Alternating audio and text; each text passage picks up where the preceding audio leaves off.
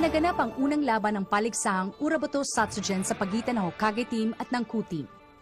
Nakakalamang ang Hokage dahil sila ay may isang panalo mula sa laban ni Dylan kay Daikoku at isang tabla naman mula sa laban ni Max kay Minamiya. Sa pagpasok ng ikatlong round, haharapin ni Aira ang pinakatusong miyembro ng Ku team na si Fujimaru. Kung ayaw mo, buhubara na lang kita! Isang pagsubok sa kapangyarihan ng Fuji.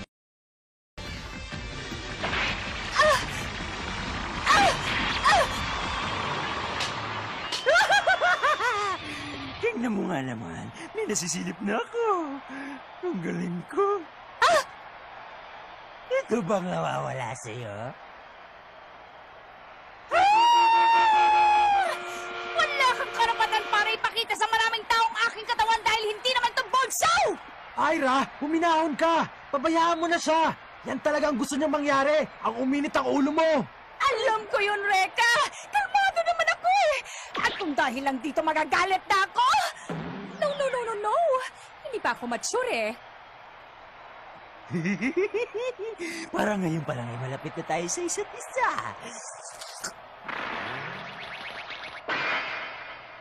Pagpapayaran mo itong ginawa mo! Kasasabi niya lang na magiging mahinahon siya sa harap ng kalaban, pero ano nangyari? Etong tikman mo, Fujin!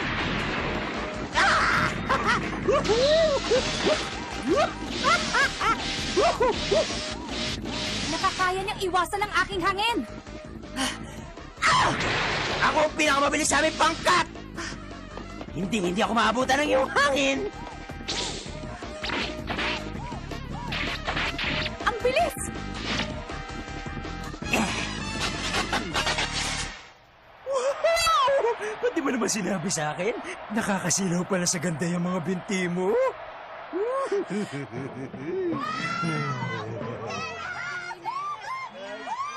Ate Aira!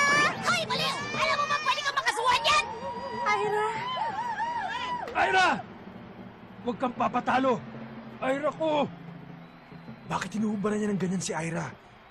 Bago kayo makisimpatya, punasan niyo muna ang dugo sa ilong niyo. Oops, sorry ha.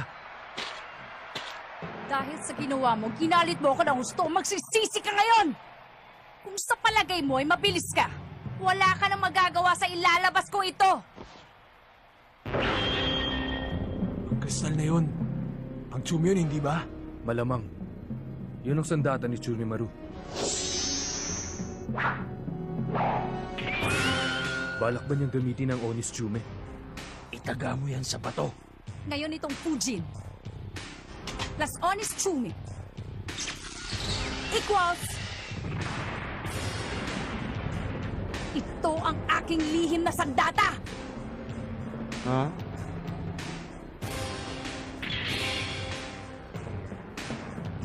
Ito ang Kasino Chumi, ang hagupit ng hangin. Kaya palang magsama ng Fujin at ng Onis Tsume. Pero paano nangyari yun? Sandali lang, Miss Kagero. Ba't nawawala nga pala yung kristal sa gitna nitong binigay mong Fujin? Hindi ba yung kristal ang hangin?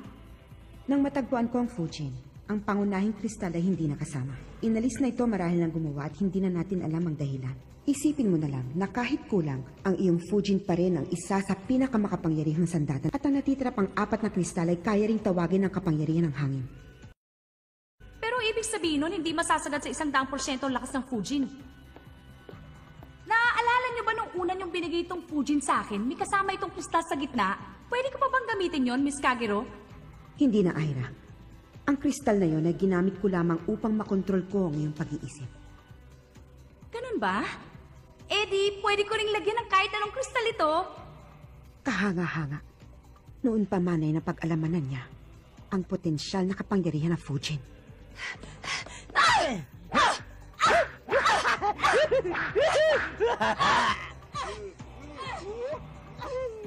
Sabihin mo nga, Raiha, talaga bang mahalaga para sa'yo ang kanyang Fujin? Oo. Isa ito sa mga pinakamalakas at pinakamakapangyarihang sandata ng Hokage na nagtataglay ng iba't ibang kapangyarihan, ang Fujin. At habang ginagamit niya ito sa iba't ibang paraan, natututo rin siya ng iba't ibang kakayahan. Subalit,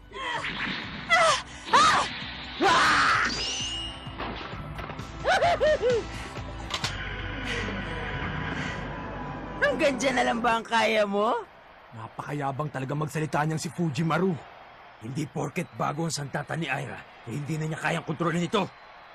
Alam mo, kahit na gaano pa kalakas ang mahiwagang sandatang yan, baliwala naman yan sa akin. Ngayon, sa larong ito, ako naman ang taya!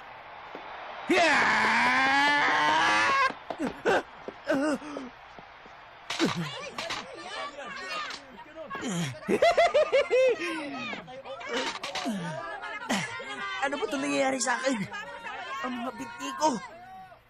May problema ba yung mga binti mo? Ano ba? Naiinip na ako! Kanina pa ako nakatayo!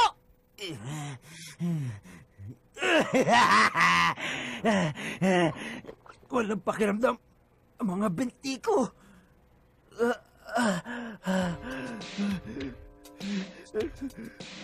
Anong nangyari? Hindi ko naman siya nakitang nasugatan. Dahil yun sa hangin. Hangin? Oo. Nang pinagsama niya ang kapangyarihan ng dalawang mahiwagang sandata, parang hagupit ng latigo ang kanyang hangin. At yun ang humigop ng lakas ni Fujimaru nang hindi niya namamalayan.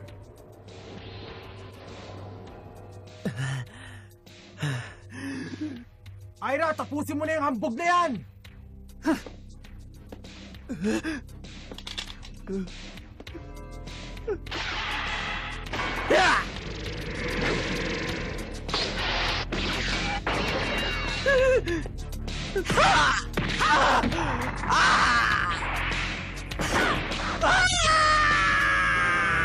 Tapos na ang laban. Ayos!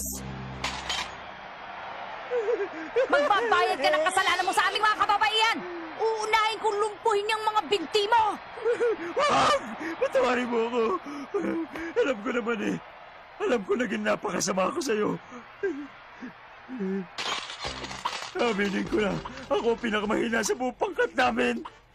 Paliwala na ako ngayong hindi ko na magamit ang aking mga binti. Wala rin ako sa data. Kaya, pwede ba? Patawarin mo na ako. Nakakahiya ka! Para kang pulubi kong magmakawa! Tama na, Fujimaru. Huwag mong dungisan ang ating dangal. Ang pangit mo umiyak! Papalitan ko na lang ang damit mo.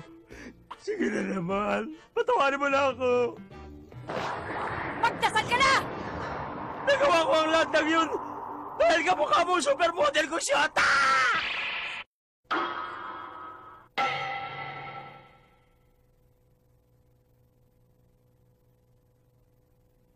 Bakit? Bakit hindi mo pa siya tapusin, Aira? Dahil, ang sabi niya, kamukha ko raw ang supermodel niyang girlfriend! Para yun lang?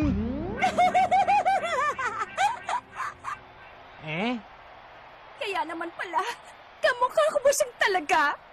O sige, dahil tinawag mo akong supermodel at humingi ka naman ng tawad, pinapatawad na kita!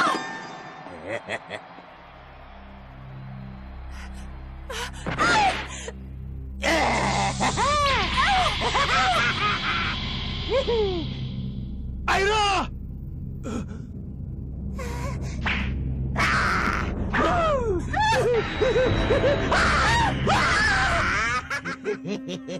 Isang mangmang lang ang maniniwala sa mga sinabi ko kanina.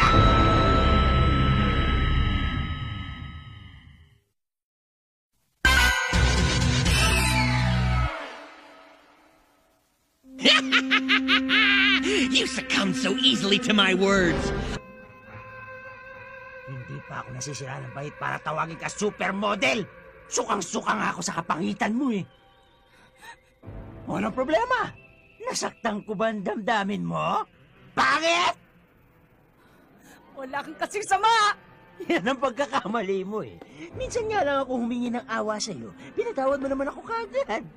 Ang sweet-sweet mo naman. Pero sa palagay mo ba, magtatagal ka pa sa paligsang to? Habang ganyan ang pinapakita mo sa kalaban?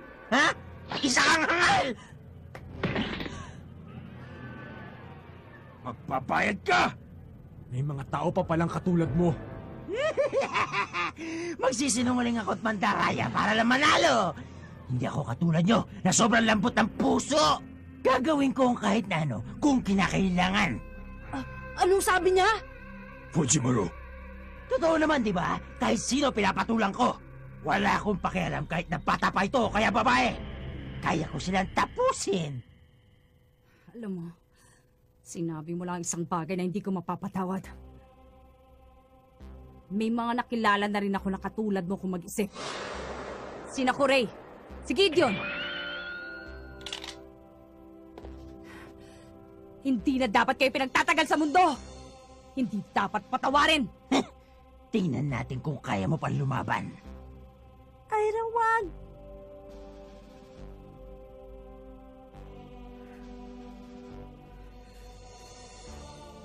Cousin Chumi, gusto kong matalo ang baliw na ito. Tulungan mo ko. Ngayon na!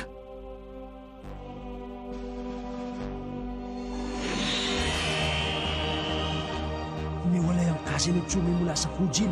Kaya palang gawin yun ni Ira. At ngayon inuutos ko sa'yo, Cousin Chumi. Tapusin ang tampalasan yan! Flying Nail!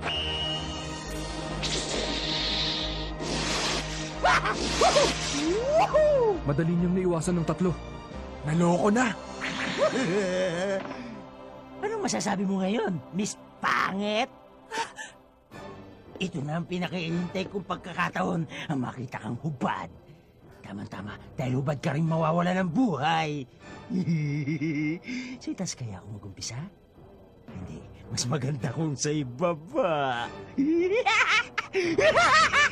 Tama na! Ira! Unti-untiin ko para lalo akong masiyahan! Ngayon naman, sa ibaba!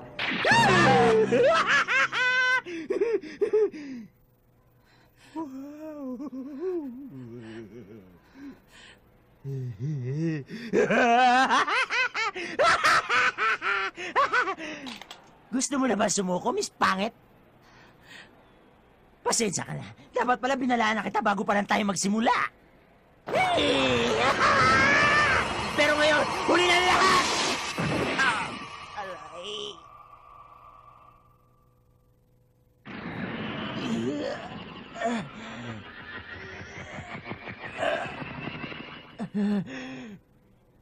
Yan ang kasi na Chumi.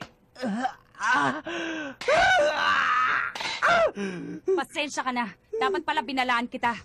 Nakalimutan kong sabihin na ang Casino Tsume, kinokontrol ko pa rin. Ang Fuji na kinokontrol ni Ira ang lumikha ng airstream na siyang nagpapalipad sa Onis Tsume. Magaling ang ginawa niya. Pinahanga mo ko, Ira. Malayo na rin ang narating mo kasamang iyong Fujin. Patawarin mo lang ako, Miss Ira. Pinagsisisi ko na lahat ng ginawa ko. Hindi na ako magsisiniwalang sa'yo. Mahawa ka na sa akin. Sa lahat ng ayaw ko, ang taong sinungaling. Totoo na to ngayon. Hindi na ako makakalaban pa sa'yo. Baka mamatay na ako pag hindi na agad na makasugat ko to. Depende sa isasagot mo kung patatawarin pa kita. Ngayon, mukha ba akong supermodel? O gaya na sinabi mo, pangit? Ikaw ang joke sa lahat na supermodel!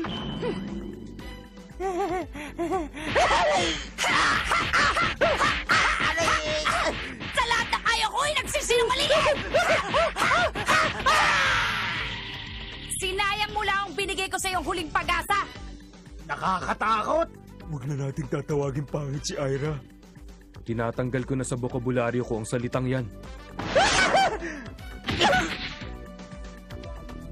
Ang nagwagi, Hokage Team, Ira Chirisawa!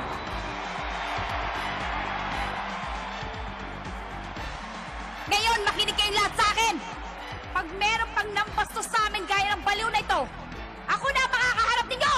Huwag niyo nang subukan kung gaano ako kalakas! Hindi niyo na malalaman kung wala na kayong buhay!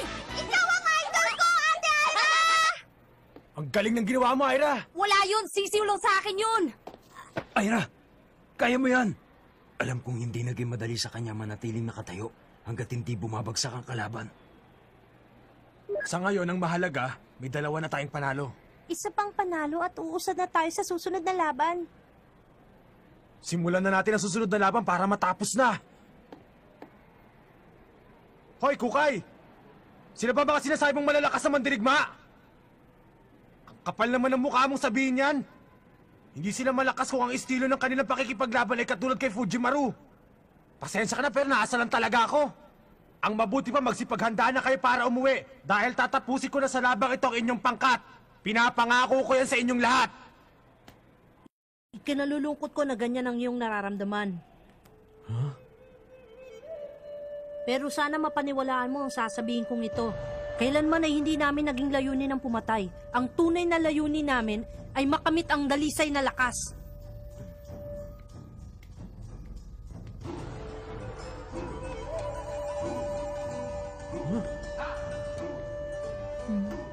Teka, saan pupunta yun? Saicho! Nandun ang mga kakampi mo sa kabila! Huh? Bakit? Sana'y mapatawad mo ang ginawa sa'yo ni Fujimaru. Sana, magtiwala ka sa akin.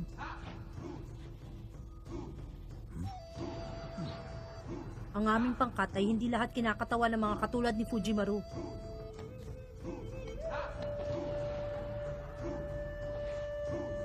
Sana'y maniwala ka. Ang bait-bait niya talaga, no? Ano ka ba, Aira? Sino ba talaga kakampi mo? Tignan mo, ang bendang ito ay yari sa papel. Tama. Papel ang aking kapangyarihan. Dapat ang tawag sa'yo, batang origami. Kaya ba gumawa ng tagak sa papel? Narito. Bilis naman.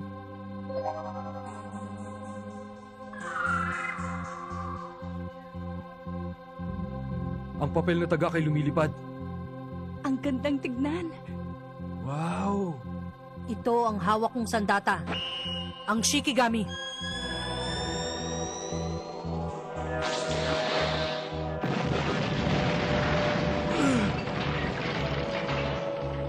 Ang bangis na! Hindi ba yan si Sancho? Ang pumatay sa 1,000 mandirigma? Oo, tama. Isa siyang mahusay na mandirigmang sumasabay sa galing ni Kukay. Ano? Simulan na natin ngayon ang labang ito. 10 minuto. Sa loob ng 10 minuto ay matatalo kita. Ibang klase ka rin, ano? Ngayon, siguradong hindi na ako mababagot sa laban nating dalawa, di ba? Pero bago yan, ipapakita ko naman sa'yo ang sample ng aking kapangyarihan. Huwag mong gagawin yan, Reka. Huwag mong ipapaalam sa kalaban ng lakas mo. Wala tayo sa eskwela, kaya hindi mo na kailangan magpakita ang gilas pa. Kaya pala naaasar ako sa kanya. Ryuno N! Flame of Dragon! Second Dragon Nadare!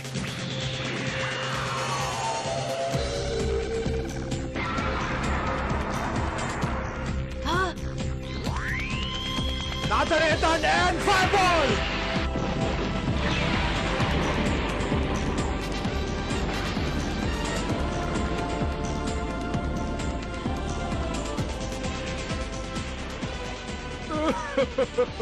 Nalaman din niyang nandito tayo at nanonood sa kanya. Sabihin mo nga sa amin, Reka. Sa ginawa mong yan, talaga bang gusto mo na kaming hamunin sa laban? Ganyan ang bati ko sa mga katulad nyo. At isa pa, binibigyan ko pa kayo ng pag-asa para tumakbo sa paligsaang ito. Palabiro ka pa lang talaga. Hindi sa minamalit kita, ha? Kaya lang may palagay ako hanggang dyan na lang ang kaya mong gawin. Tumahimik ka na. Baka mabigla ka, hindi lang yan ang kapangyarihan ko. Buksan mo ang mga mata mo para may matutunan ka! Ngayon, sisimulan na natin ang laban sa ika-4 na round. Lumayo muna kayo sa isa't isa. Mula sa Ku si Saicho! At sa Hokage si Reka Hanabishi! Mag-iingat ka. Sige, Reka. Ipakita mo sa akin ngayon kung gaano nakalakas ang taglay na apoy.